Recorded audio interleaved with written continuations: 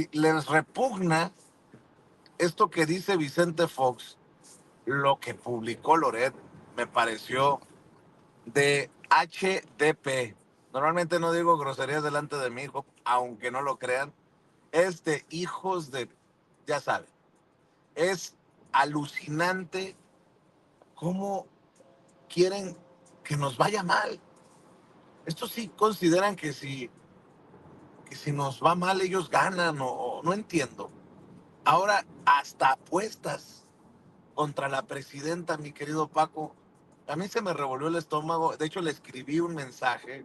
O sea, apostarle a que le vaya mal a la presidenta es de sopilotes, pero ya promover eh, que apuesten contra la presidenta me parece de muy, muy ruin y peor. Muchos dirán, no, pues él no está promoviendo las apuestas. ¿Por qué no fue en su momento una nota para nosotros? Que puede dejar muchos clics y muchos likes y muchas visualizaciones. Pues porque no.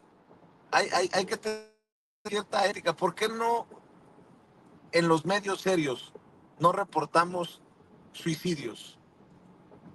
Porque está en el librito del periodismo no darle ideas a la gente. Bueno, escuche nada más a Loret. ¿Cómo estará el ambiente? Que en el famoso sitio de apuestas y predicciones políticas Polymarket ya se abrió una apuesta sobre la caída de la presidenta Sheinbaum. Es una apuesta para ver si la presidenta de México se va antes de concluir su mandato, sea cual sea el motivo. Hasta ahorita solo el 2% de los usuarios apuesta que Sheinbaum se va antes del 31 de enero. Un 7% apuesta que se va antes del 30 de junio de este año. O sea, si alguien apuesta $100 a que cae Sheinbaum este mes y gana, se lleva $2,000. Eso no promover eh, esto que hemos llamado estrategia, campaña contra la presidenta, me parece alucinante. Bien decíamos hace un par de años, tú y yo, cosas peores vendrán, cosas peores veremos. Pues estamos viendo cosas muy, muy desgraciadas, mi querido Paco. Vicente, nada más hay que recordar, están desesperados, Vicente, porque no le han, literalmente hablando, no le han atinado a nada. Tú recuerdas, empezó Loret de Mola con el dólar y con la caída de López Obrador, y ya se les fueron 7 años, Vicente, 7 años se les han ido, se les van a ir toda la vida, pero en el que no cayó el peso, no vivimos una crisis. No solo ganó Morena 2018, ganó 2024 por una paliza peor que la de 2018, Vicente. Hoy están apostando, están echando, como dicen en el juego de cartas, Vicente, su resto. Están apostando su resto. ¿Por qué? Porque vienen las elecciones de 2027, Vicente, y verdaderamente hay peligro de que desaparezca, uno, el PRI, que les ha dado mucho dinero, y dos, dejar al PAN herido de muerte. Tienen bastante miedo. Imagínate Loret, que recibió tantos millones de pesos y que a través de su sitio siguen recibiendo dinero de los gobernadores de oposición. Sería un golpe para todo el grupo, no solo de Loret, todo el grupo que incluye a Roberto Madrazo Pintado, Vicente. Así que están desesperados. Y Vicente Fox, mira, la verdad es que yo lo que digo, está lunático. Estaba leyendo, me imagino que cuando estaba hablando Vicente Fox, alguien le escribió por ahí, si no es que él mismo, las listas de Levy, las listas de Raimundo Rivapalacio, todas estas listas, Vicente, quieren un gobernador, van por un gobernador. Vicente Fox está salido de juicio por varias razones, pero tú recuerdas, si hay una persona que odia a Andrés Manuel López Obrador y todo lo que representa, es Vicente Fox Quesada. Yo recuerdo mucho que él en 2006, él dijo que había promovido la derrota de Andrés Manuel, metió la mano en las elecciones. Él fue principal promotor para el desafuero de Andrés Manuel López Obrador. Me lo dijo López a mí, Obrador. Paco, me lo dijo a mí en Vicente, el ahí está restaurante La ya. Villita en Chicago, para la gente que dice, ¿por qué andas entrevistando a todos estos impresentables? Pues por ahí sale una declaración como la de Vicente Fox, que se sentía orgulloso de haber hecho lo que correspondía en sus manos para detener a López Obrador. Y eso es es aceptar que violó la ley, es aceptar que traicionó a la democracia y es aceptar que es un hijo de su mal dormir.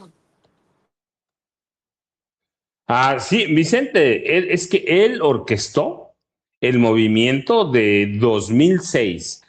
No solo fue Luis, fíjate Luis, se van hilando las cosas. Luis Carlos Ugalde, que hoy anda muy activo promoviendo contra la reforma electoral, que todavía nadie conoce, Vicente, pero Vicente Fox fue el promotor del fraude de 2006 y Luis Carlos Ugalde fue otro de los promotores. Vicente Fox te lo confesó a ti, o sea, ya hay evidencia sólida de que Vicente Fox usó la mano negra para imponer ya sin remedio a Felipe Calderón Hinojosa, que digo sin remedio porque no era su favorito era Santiago Krill Miranda, pero usó todo el poder presidencial para descarrilar la candidatura de Andrés Manuel López Obrador, Vicente, y tú tienes razón. ¿Qué más evidencia hay? Te lo dijo a ti, sentados de frente en la entrevista, no te lo dijo fuera de libreta, te lo dijo a ti. Así que, pero mira, pero Vicente Fox está lunático, Vicente. La verdad es que yo digo que ya no fume de esas cosas que cultiva y cosecha ahí en su rancho. ¿Tú le encuentras otra explicación, Vicente, verdaderamente? Y diría por ahí alguno, y si la sigue fumando, que se moche. No, no se crea, no se crea, que comparta. Oye, no, Paco, es que parece que fuman de la misma Fox, Loret, y estaba viendo también las declaraciones de Alito Moreno, el presidente nacional del PRI. Oye, ¿en qué mundo viven estos? Hace unas semanas la presidenta fue reconocida como la quinta mujer más poderosa del mundo. La quinta mujer con más respaldo ha sido reconocida no solamente en México por aquellos que respaldamos el proceso de transformación, sino por publicaciones respetadas por estos personajes que ahora hablan de que la imagen de México es un desastre y una vergüenza. Creo que Ceci tiene esas declaraciones de Alito Moreno que que no van de la mano con la realidad. Por eso te digo, se me hace que se comparten el gallo, tanto como Loret, como Alito Moreno. Además, el que no tiene vergüenza es Alito. ¿A qué hora es el desafuero de Alito, señores diputados? Urge por lo menos que sienta el rigor. Vea y escuche. La imagen de México da pena y vergüenza a nivel internacional. Y es claro que sin Estado de Derecho no hay confianza y no hay inversión. Y sin inversión no hay crecimiento. Y sin crecimiento a la gente y a las familias mexicanas no les va bien. Por ello, en los gobiernos del PRI siempre hubo confianza. En los gobiernos del PRI estaba la seriedad, el respeto, pero sobre todo la garantía de la buena relación con todas las naciones y principalmente había confianza en México del gobierno de los Estados Unidos y de nuestras naciones vecinas. El gobierno de Estados Unidos tiene puesta la mirada en México porque saben que estos cínicos y corruptos de Morena tienen un pacto directo con el crimen organizado. Te digo, ¿de qué está fumando? ¿De cuál está fumando, Alito? Oye, ¿por qué le arrestaron a Tomás Yarrington, exgobernador de Tamaulipas? ¿Por qué estuvo en el bote Mario Villanueva? ¿Por qué está en el bote Roberto Borge? o Javier Duarte, o Roberto Sandoval, el exgobernador priista de Nayarit, seguramente por blancas palomitas. Y también, exacto, el caso de César Duarte allá en Chihuahua. Así que, ¿de qué habla Alito Moreno? Y pareciera, insisto, que les da gusto cuando dicen que México da pena, que la imagen de México da vergüenza. Pues yo le tengo otros datos a Alito Moreno, mi querido Paco. No, Vicente, mira, primero nada más, él dice que había confianza en los gobiernos del PRI, entonces yo me pregunto, ¿por qué perdieron en 1988 el fraude para imponer a Carlos Salinas de Gortari? Fue escandaloso. ¿Por qué perdieron en 2000? ¿Por qué perdieron en 2018? Es decir, no hay una lógica en lo que dice, pero además de eso, Alito es un hombre desesperado, Vicente. No lo digo yo, se ha documentado ampliamente el narcotráfico en este país. Lo han controlado históricamente los presidentes que salieron de las filas priistas.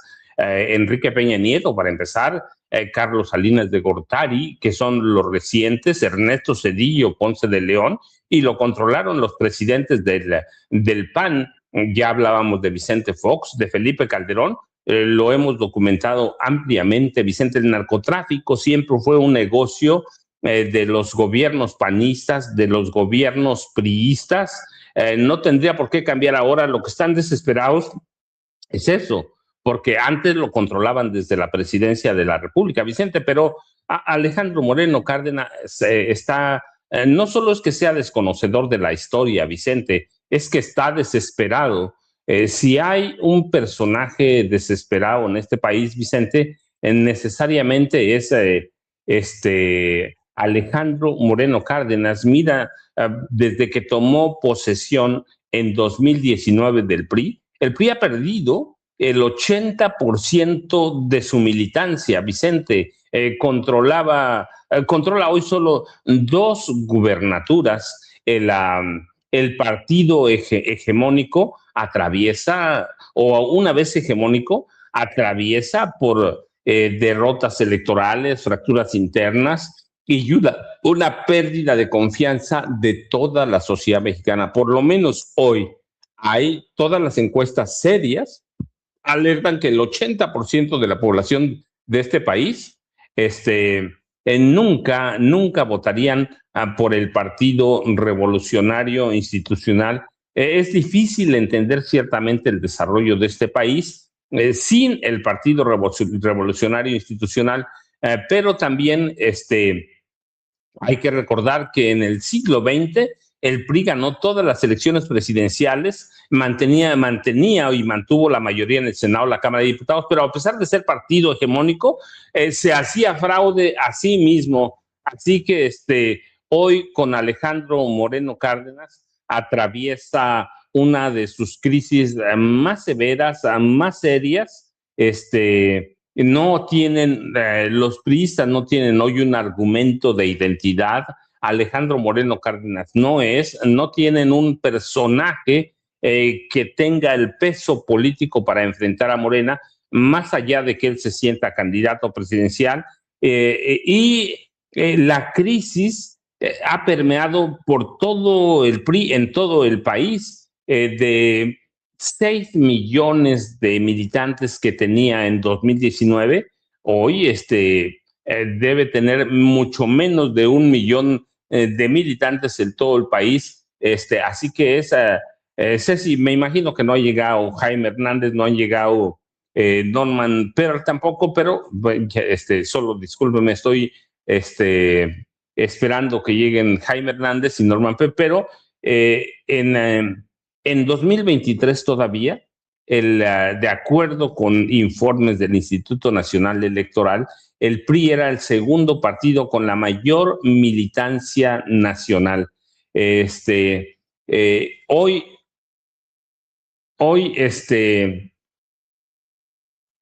el PRI está perdido y la reforma electoral prácticamente los está volviendo locos a todos, por eso están desesperados, por eso hablan de un narcogobierno, de un narcopartido, y no solo se ha sumado Alito a, a esta lucha por mantener privilegios, por mantener todo, sino, por ejemplo, ¿qué tal si vemos a Alito? Creo que teníamos el video 15 hablando sobre el fraude, sobre la reforma electoral, Ceci.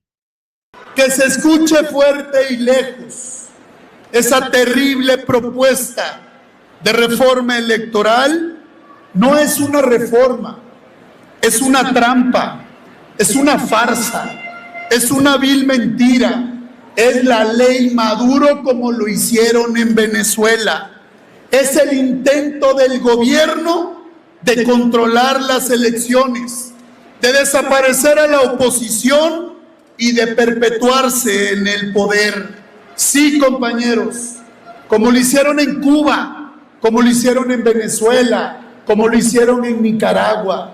Por eso a estos cínicos y corruptos de Morena les debemos de demostrar de qué estamos hechos los priistas.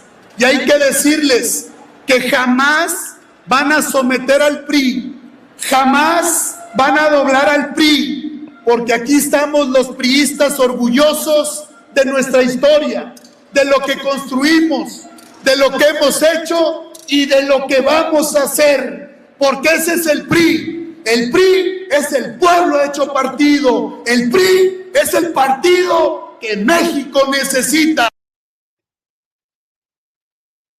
Está Ceci como fuera de sus cabales, pero no solo Alito, pero déjenme decir, eso, Ceci, justamente el partido que México necesita, solo hay que recordar que está en juego. Primero, las plurinominales. Ya se le olvidó a Alejandro Moreno Cárdenas que cuando fuimos a votar en las elecciones de 2024, uno de los puntos primeros en la agenda de la hoy presidenta o entonces candidata Claudia Sheinbaum Pardo fue la reforma electoral. Y eso incluía la desaparición de los plurinominales. Yo entiendo que no van a desaparecer, pero entiendo también que la presidenta Claudia Sheinbaum Pardo y el equipo que trabaja en esa reforma electoral pueden hacer lo que hicieron en la Ciudad de México. Es decir, que las plurinominales se luchen también a través del voto, que no desaparezcan. Bueno, sí, por lo menos la mitad sí tiene que desaparecer. 200 diputados de plurinominales son muchos, es mucho dinero. Entonces, lo que pueden hacer es que entren a una especie de primera minoría, así que los candidatos que luchen por el voto y pierdan, entren a una especie de repechaje. Yo estoy convencido que eso van a ser una especie de repechaje, es decir, ahí en los principales o los candidatos de oposición que más votos obtengan, esos son los que van a entrar plurinominales, pero es a partir de su lucha por el voto de los ciudadanos, y eso es interesante. No sé si eso van a hacer, solo estoy planteando lo que vi en la Ciudad de México que hicieron con su reforma electoral, así que supongo que eso van a hacer. El segundo, el dinero para los partidos, y aquí lo hemos comentado con Jaime Hernández, con Norman Pearl, con Vicente Serrano. Es una locura el dineral que se entrega a los partidos políticos. Bueno, primero, Ceci, tenemos esta foto, fíjate, Ceci, de los plurinominales, que son una vergüenza. Creo que la podemos pasar al aire, ¿cierto? Antes de que lleguen Jaime y Norman. Pero esa foto es bien interesante, que nos muestra quiénes son los impresentables plurinominales, que son... ¿Ya está lista, Ceci, la foto? Sí. Bueno, mientras está lista, nada más vean los personajes impresentables, todos plurinominales. No hay alguien en esa lista, ninguno. Marco Cortés Mendoza, Ricardo Anaya Cortés, Enrique Vargas del Villar, del Estado de México, que es un golpeador, un abusador, senadores, Rubén Moreira, Kenia López Rabadán, a Jorge Romero Herrera. Es una locura lo de las plurinominales, ¿sí? Es la pura, como dice la partidocracia, que ha abusado, pero además de eso, yo les comentaba, es ser un partido político de oposición en este país es verdaderamente una vergüenza, y es ser millonario. En 2025 el PRI tuvo que nada más gobierna 2 estados, tuvo un presupuesto y que no ganó ninguna diputación federal, ninguna. Todo lo que tiene lo tiene de representación proporcional de senadores y creo que ganó 1 en coalición, pero recibió el PRI un presupuesto de 1,013 millones de pesos, solo por abajo de Morena, que ganó prácticamente todo el Congreso de la Unión. El PAN recibió un presupuesto de 1,331 millones de pesos, así que ser partido de oposición es un gran negocio. El PRI no solo ha perdido militancia, no solo ha perdido credibilidad, el PRI está en una crisis tremenda y por eso la desesperación de mantener plurinominales. Si no hay plurinominales de la forma que que hay ahora, el PRI no va a tener nada. Dirigentes como Alejandro Moreno Cárdenas, como Kenia López Rabadán, Jorge Romero Herrera, jamás llegarían a la Cámara de Diputados o al Senado de la República. Por eso están desesperados. En su momento, en el gobierno de José López Portillo, las plurinominales tenían una razón de ser. ¿Por qué? Porque verdaderamente el PRI ganaba todo con fraude, por orden presidencial ganaba todo. Sí que las diputaciones y las senadurías después, primero fueron las diputaciones de representación proporcional, tenían un sentido. Hoy se han convertido en un gran negocio, están prostituidas. Así que, y por eso los tiene desesperados. De esos, por ejemplo, 1,013 millones que recibió el PRI, no tiene que darle cuentas a nadie, pero estamos hablando del presupuesto federal, pero en cada entidad también reciben presupuesto que les destina cada gobierno estatal, incluido el de la Ciudad de México. Así que los partidos de oposición son un gran negocio o un mega negocio, y por eso están desesperados, incluidos, por ejemplo, Luis Carlos Ugalde, que fue una de los artífices del fraude de 2006 para imponer a Felipe, que era su pariente político, Felipe Calderón Hinojosa. Creo que tenemos un video también, ¿cierto, Ceci? Es él, déjame decirte qué número, Luis Carlos Ugalde, el 13, por aquí lo tenía anotado en mi lista. Así que no crean que en mi teleprompter, porque déjenme decirles para que vean qué teleprompter tenemos y cómo preparamos la información. Es no se alcanza a ver, pero es mi teleprompter para que vean. Esto es lo que hacemos aquí. Tengo mis listas de videos, sí, aquí lo tengo, Ceci, pero para que vean por qué de pronto parece que somos un poco incongruentes, pero no. Recuerden, nosotros por la cantidad, por la escasez de recursos que tenemos, transmitimos. Vicente con su celular ahí en el carro, en el auto, yo también a través de mi celular, así que no tenemos ningún apoyo más que la memoria y tarjetas.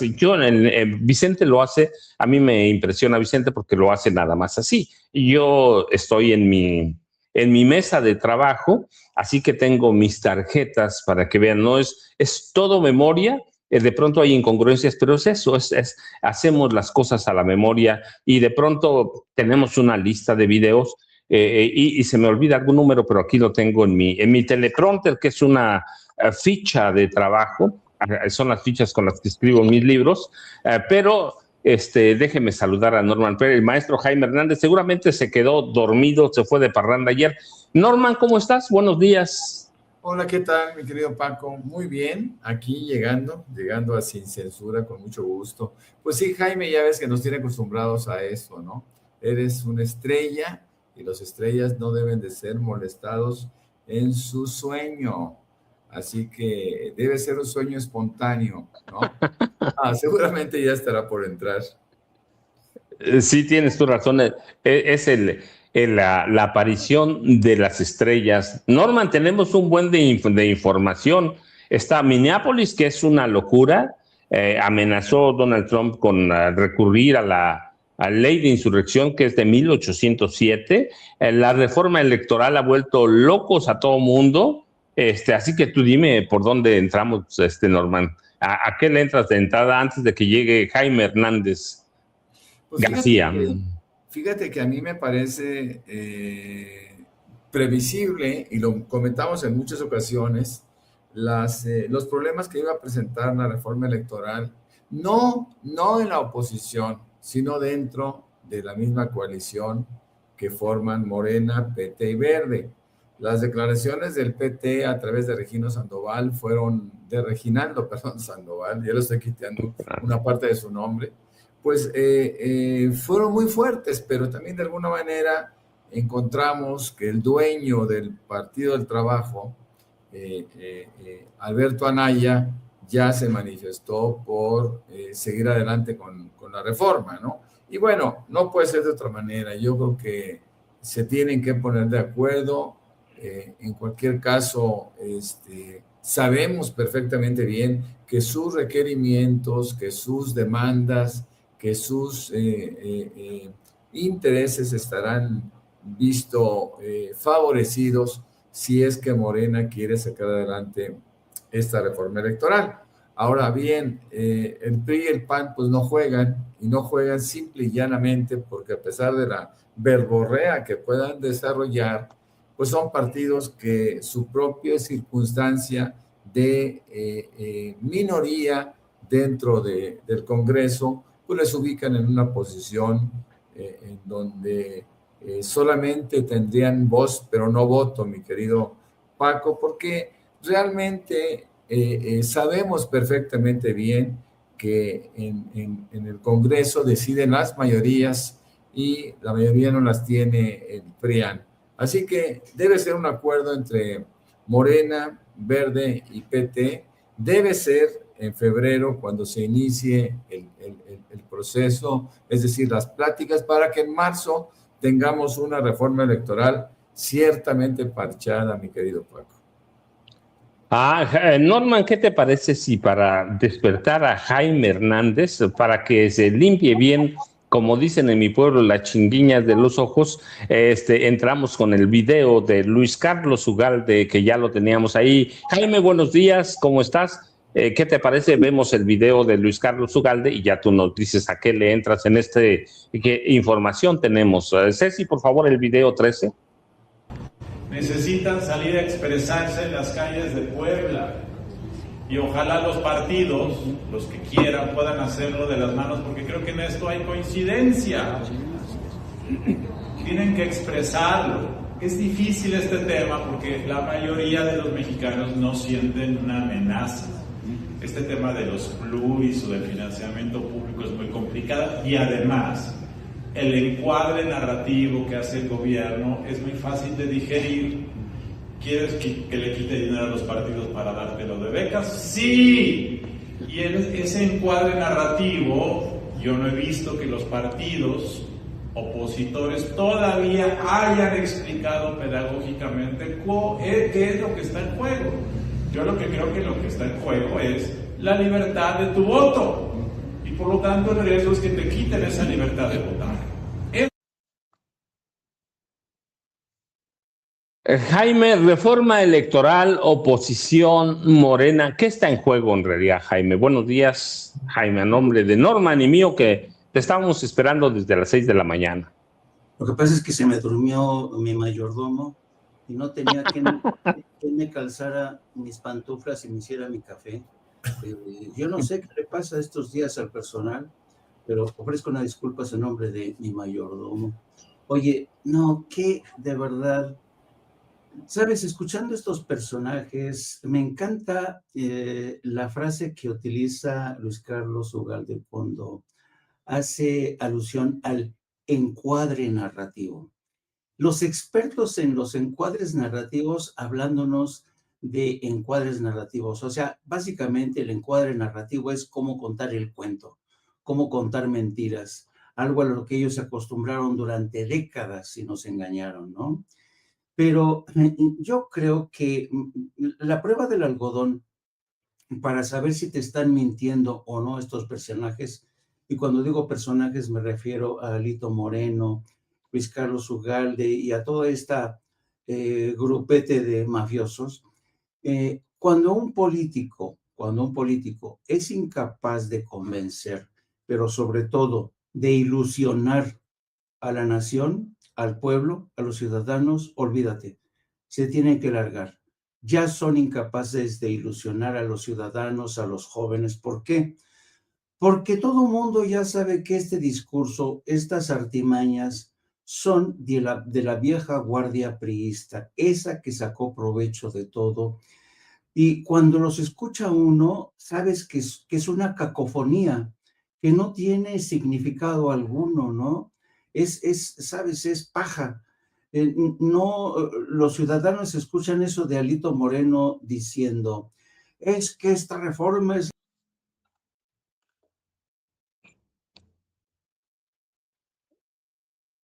Como que se le fue la voz a Jaime, Ceci, o se salió del sistema.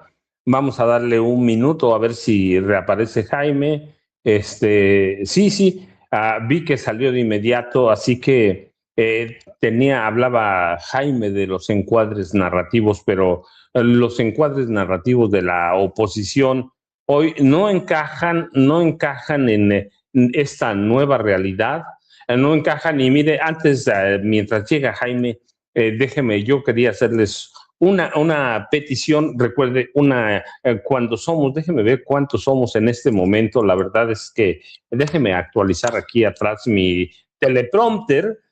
Cuando somos poco más de 7,500 personas en este momento, recordarle una lluvia de likes, como dice Vicente Serrano, una lluvia de likes, compartir, suscribirse aquí, denle a la campanita para que esos cabrones de YouTube, nada más estoy tratando de reparafrasear a Vicente Serrano, decir lo que Vicente Serrano quiso decir.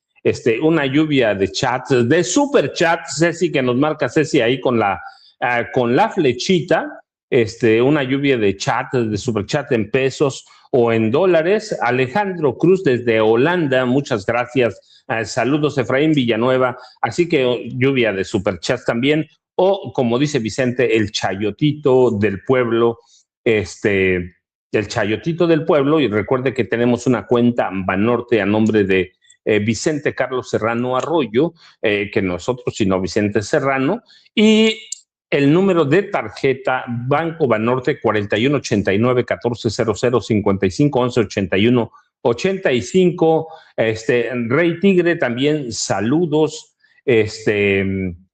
Bueno, a Miriam ya la saludamos muy temprano. M. Agustín desde Escobedo, Nuevo León. Valeria Lira, no son electos por el pueblo los pluris, claro que no, son diputados de partido, pero ya regresó Jaime Hernández, que nos quería jugar una pequeña broma para que le prestáramos más atención. Jaime, siempre te prestamos atención y estaba con sus encuadres narrativos de la oposición, Jaime. Estaba yo encuadrando la nota y que me sacan de cuadro. Oye, Paquito, ¿por qué eres así? ¿Por qué eres así? No. Oye, no, se me hace que, mira, Vicente te quitamos para que entrara Vicente, pero ya vimos que sí cabemos los cuatro aquí, Jaime. ¿Sabes? Vicente tiene la técnica de cuando se sube uno de los autobuses estos que van repletos, que va haciendo así el codazo. Me hizo así y me sacó. No, para nada, al contrario, quería nuevamente darles la bienvenida a los caballeros de la noticia, haciendo un par de apuntes desde Detroit, Michigan. Creo que la gente que ha estado en Estados Unidos, que regresó a México o que sigue trabajando en Estados Unidos, va a encontrarle sentido a lo que voy a decir. El Detroit, Michigan de la industria automotriz. El Detroit, Michigan de la gente que muchas veces fue buscada en México para que se viniera a trabajar, solo como ejemplo, a la compañía Ford. Aquí en la tierra de Sixto Rodríguez. Si no han visto el documental Searching for Sugar Man, les recomiendo este documental de hace años que ganó el Oscar y que es sobre un mexicano estadounidense nacido acá en Estados Unidos, de padres que vinieron a trabajar a la compañía Ford, cuyo talento era impresionante con la música. Nunca fue exitoso en Estados Unidos, pero hablando de resistencia, hablando de revolución de las conciencias, fue más grande que Elvis y que los Beatles en Sudáfrica con su música, que se convirtieron sus canciones en himnos de la libertad en tiempos del apartheid en Sudáfrica. Se llamaba Sixto Rodríguez, desafortunadamente ya murió. Y otra cosa que quería decir de Detroit, Michigan, acá también, entre las contradicciones del comunismo, el socialismo y la gente de izquierda, aquí dejó una de sus obras maestras, el maestro Diego Rivera, quien junto a Frida pintó uno de sus murales más bonitos. Si tienen oportunidad, visítenlo acá en Detroit, Michigan, y se lo pintó a la familia Ford en los tiempos de los 30 del siglo pasado. Y esta comunidad que es pujante, que es gente trabajadora, gente obrera, gente de la construcción, gente de diferentes partes de México, y por eso me siento muy contento también. Ya les pintaré tal vez el panorama en el transcurso de estos días, pero quería decir que el mexicano está por todos lados, porque es respetado. Ayer platicaba con un señor que maneja Uber, iraquí, católico, y que me decía que había aprendido las majaderías más mexicanas que se puedan imaginar de sus clientes en estas tiendas en las que el paisano va y compra su desayuno antes de irse a trabajar. Y bueno, quería de esta manera también reconocer a esa gente que llueve, truene, relampaguee, caiga nieve, esté las carreteras llenas de hielo, están sacando adelante a sus familias. Y desde acá, pues dejo a los caballeros de la noticia. De esto que estoy contando, a lo mejor parecería, y que para la gente que no entiende el andar del migrante, pero por ejemplo, Jaime, que ha estado en diferentes partes de Estados Unidos, el querido Paco, que incluso también vivió acá en Estados Unidos, sabe de mi emoción y de mi apasionamiento por contar cada vez que puedo las historias de nuestra gente que llega de Oaxaca, de Chiapas, de cualquier parte de Estados Unidos, a partirse la madre y ganar la vida honestamente.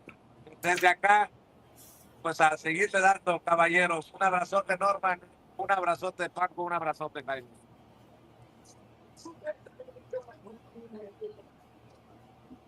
Jaime, estábamos con tu narrativa y tus encuadres narrativos de la oposición. ¿Qué representa? ¿Qué hay? ¿Qué ven en la reforma electoral, Jaime? Antes déjame, porque creo que se lo merece, hacer mención al esfuerzo que está haciendo Vicente Serrano.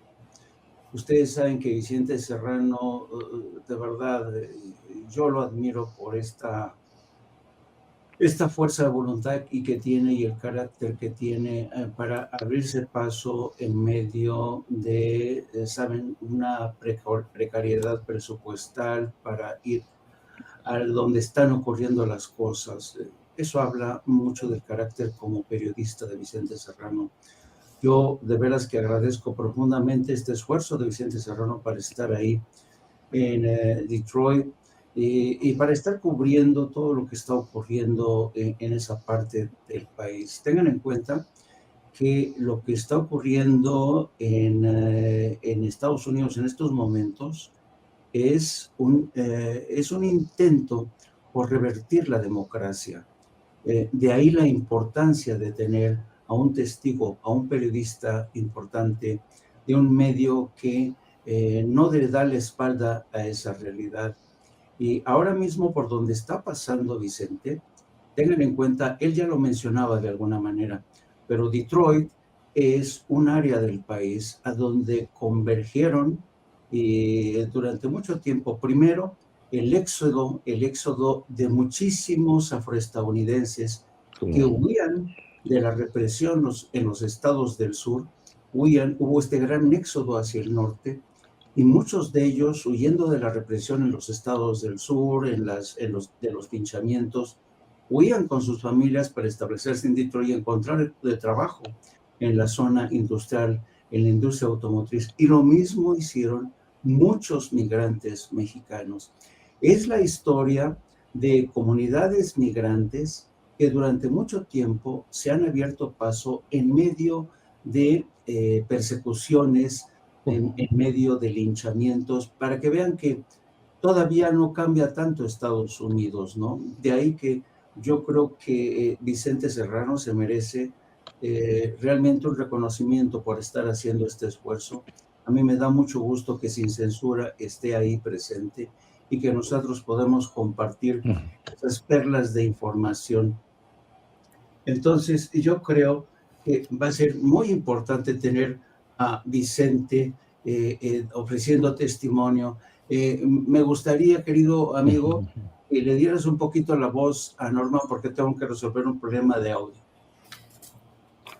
Sí, seguramente, Jaime, aquí, mientras atiendes tus problemas con el audio, que son, ya saben, problemas técnicos, pero Norman, Estados Unidos también está a partir de Minneapolis, hay amenazas de desplegar al ejército de Estados Unidos a propósito o invocando la ley de insurrección de 1807, y eso marca la gravedad. Yo le comentaba a Vicente, que después de 1992, cuando hay problemas en Los Ángeles, Bush papá invoca la ley de insurrección y hoy están en ese camino, Norman. Sí, estamos viendo, por ejemplo, que en Minneapolis, porque la gente se pregunta, bueno, pero a ver, ¿quiénes son? ¿A quiénes anda persiguiendo el ICE dentro de Minneapolis? Y bueno, en general, dentro del estado de Minnesota, cuyas ciudades gemelas, pues sabemos, son Minneapolis y la otra ciudad, que ahorita no me acuerdo, pero son ciudades que están juntas, ¿no? Y en Minneapolis, nosotros nos preguntamos, bueno, pero ¿a quiénes están persiguiendo en el norte de los Estados Unidos? Bueno, pues están persiguiendo a somalíes, que es una comunidad bastante grande, también a la comunidad mexicana, que está, como decía Vicente, por todos los Estados Unidos, y a un grupo étnico muy particular. Lo voy a decir así, son los H-Monks.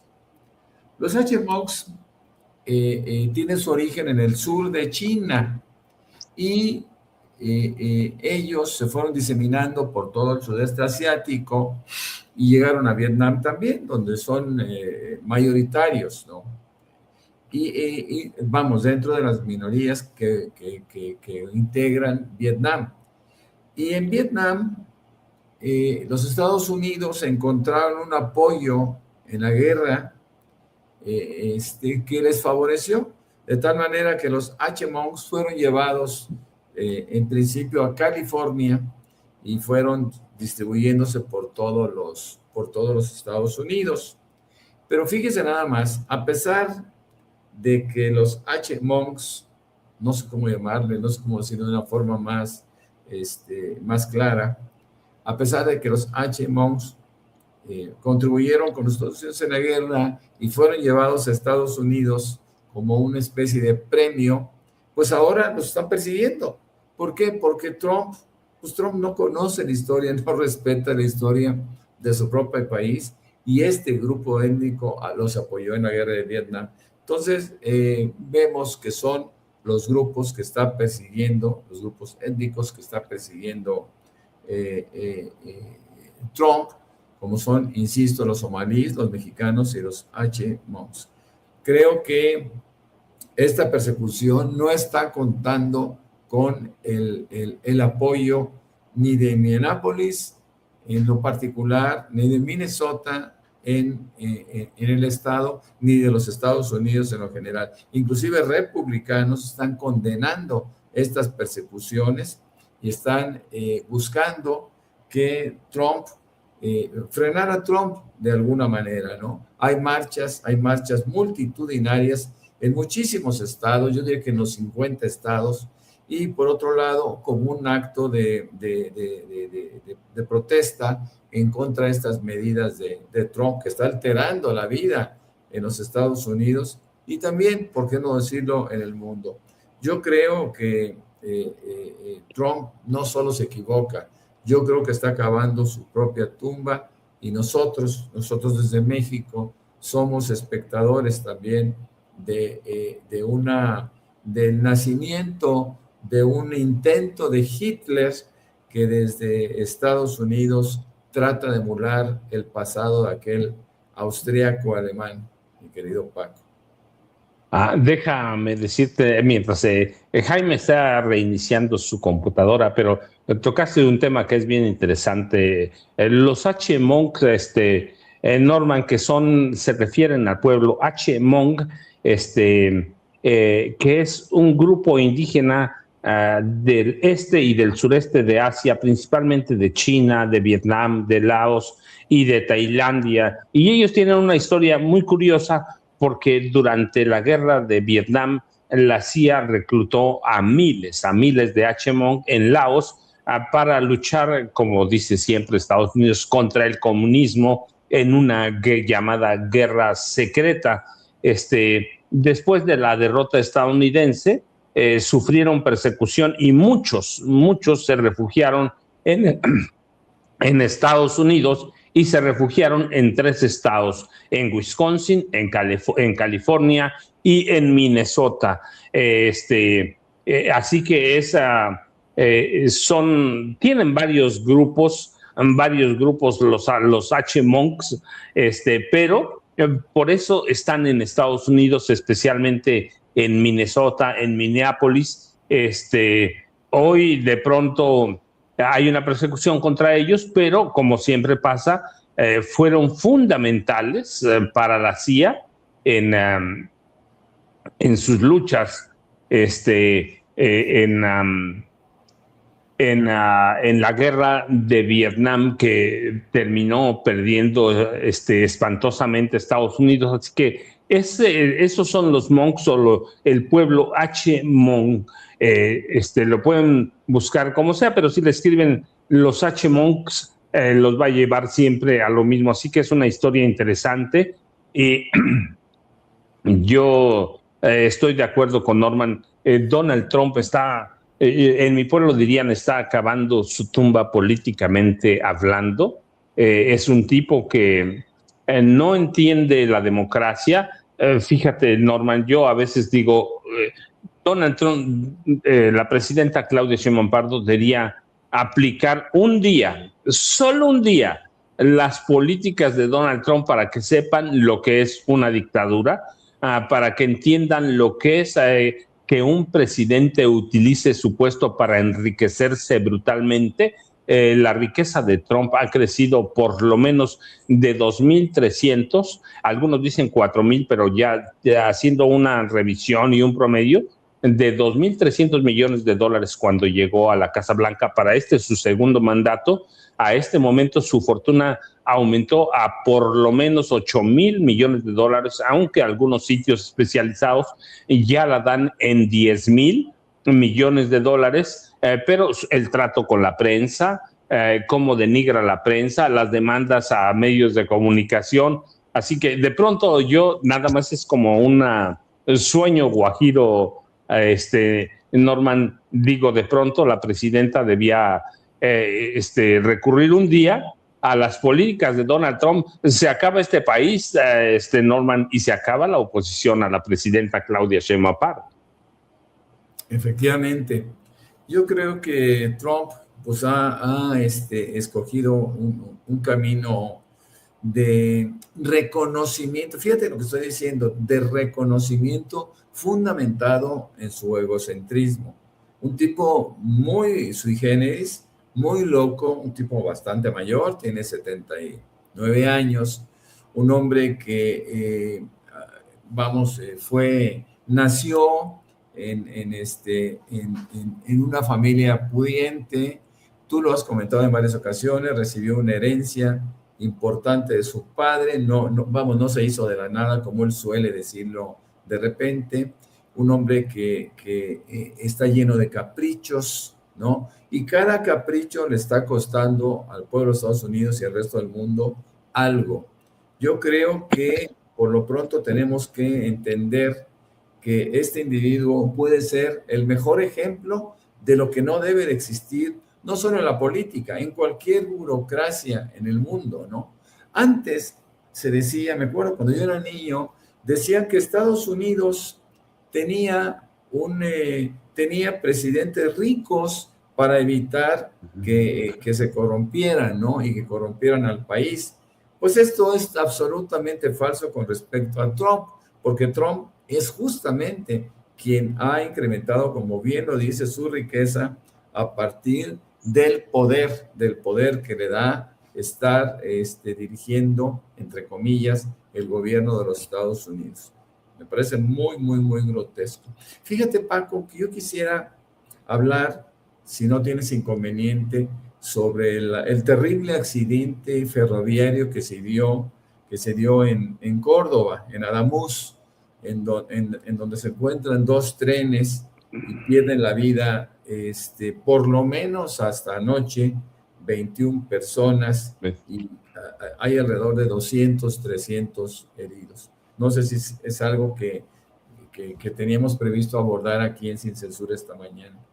Norman no lo tenía en la agenda, pero sí, claro que sí, es importante, sobre todo después de lo que hemos visto aquí en México con el descarrilamiento de un tren, pero no, por favor, es importante el número de muertos y es importante mostrar también que hay accidentes, Norman, como este trenazo en España, que es terrible, sí, verdaderamente. Fíjate que sucede lo mismo que pasó en México. En México el descarrilamiento de nuestro tren del Istmo en Oaxaca fue aprovechado o quiso ser aprovechado de una manera terrible por parte de la oposición. Bueno, pues en España no sucede lo contrario. Vemos que el sopilotaje no es privativo de México. Veo que la derecha internacional participa tratando de demostrar como un acto de mal gobierno estos accidentes que lamentablemente se suceden en todo el mundo. En este caso, nosotros tuvimos 14 personas fallecidas lamentablemente y tuvimos muchos heridos, alrededor de 80, 100 heridos que se están recuperando según entendemos. Aquí fue tomado de inmediato como un acto de impericia por parte de nuestro ferrocarril, ¿no? Y que era algo atípico, que eso no sucedía en ninguna parte. Pues no, nada de eso. Lamentablemente ahorita damos cuenta que efectivamente los accidentes ferroviarios se dan en todo el mundo. China, en España es recurrente, en toda Europa, vamos, en todos los sitios donde se ocupe, en todos los países, quise decir, donde se tenga un ferrocarril, siempre se tendrá un riesgo por muchísimos motivos. Pero en este caso podemos decir que aquí hubo lamentablemente, la colisión de trenes que uno iba de Atocha. Atocha está en Madrid, es una terminal muy famosa, y en Atocha, de Atocha iba de Málaga a Atocha, y iba otro tren de otra compañía, allá son diferentes compañías que operan, y se descarrilan, y cuando se descarrilan, se encuentra en esos trenes, y por eso esta coalición tan terrible ha mostrado que tiene, sí, ha arrojado como conclusión, por lo menos anoche se hablaba de 21 muertos, ya entrada la noche mexicana, se hablaba de 21 muertos y centenas de heridos. Entonces esto lamentablemente lo tenemos que tomar como ejemplo para lo que ha pasado en México y lo que eventualmente sucederá, mi querido Paco, porque aparentemente son muchos los factores que intervienen para que se presente un accidente de esta naturaleza. Así que yo quería traer a colación, no solo porque es una tragedia mundial, porque España, pues por supuesto, que no solo pertenece al mundo, pertenece en buena medida a nuestro país por la interrelación cultural que tenemos, y al mismo tiempo es un ejemplo de cómo las oposiciones específicas aprovechan para lucrar con la tragedia humana. Sí, dejen nada más actualizar la nota de Norman. Estaba revisando los informes más recientes y lo que señala, por ejemplo, la cadena británica BBC es que al menos 39 personas hasta este momento ya han muerto y decenas más han resultado heridas por el choque de dos trenes de alta velocidad en la provincia de Córdoba, en el sur de España. Pero como siempre son informes preliminares y la cifra o el número de muertos podría aumentar, y ya es calificado como el peor accidente ferroviario en España en más de una década. En el tren viajaban unas 300 personas, iban de Madrid, iban a Madrid desde Málaga, y se descarrilaron los 3 últimos vagones e invadieron la vía contigua con otro convoy que cubría la línea Madrid-Huelva y que también se descarriló con 184 pasajeros a bordo. La fuerza del choque forzó a vagones de este segundo tren a precipitarse en una ladera de 4 metros, lo que dificultaba hace unos momentos el rescate.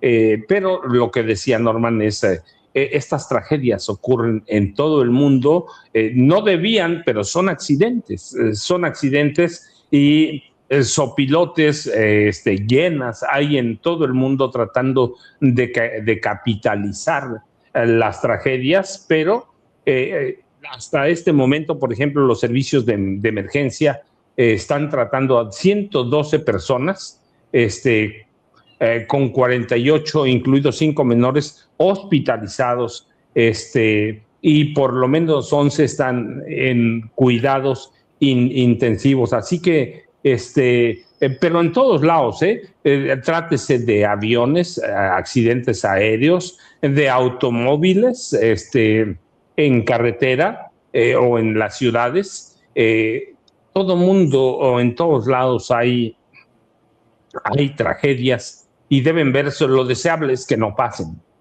pero hay accidentes, sí, algunos ocasionados por impericias humanas y otros son inentendibles. Yo entiendo que en ocasiones, incluso cuando se revisan, por ejemplo, los aviones, siempre sale algo, un detalle. Lo mismo pasa con los trenes, con los autobuses. Nada más solidarizarse primero con las víctimas, y les digo, lo deseable es que no pasan, pero pasan. No es México exclusivo, ya decía Norman, China, España, a donde sea, a donde haya máquinas en movimiento, siempre hay peligros de algún accidente. Ojalá no pasan, y hay que solidarizarse primero y dejar que las autoridades hagan las investigaciones correspondientes para llevar verdaderamente las causas que ocasionaron un accidente. Hay ocasiones que uno puede hablar de crímenes industriales por falta de mantenimiento, por muchas cosas, pero primero, antes que todo, hay que permitir que las autoridades hagan su trabajo, investiguen y que sean claros, que sean abiertos y que sean muy transparentes ¿para qué? Para dar u ofrecer confianza a toda la población, no hablo de una en específico, de cualquiera, pero creo que estamos casi cerca de la mañanera, pero así que, Norman, ¿con qué nos dejas? ¿Con qué cierras? Y esperando el frío, que seguramente en Querétaro debe estar igual de frío.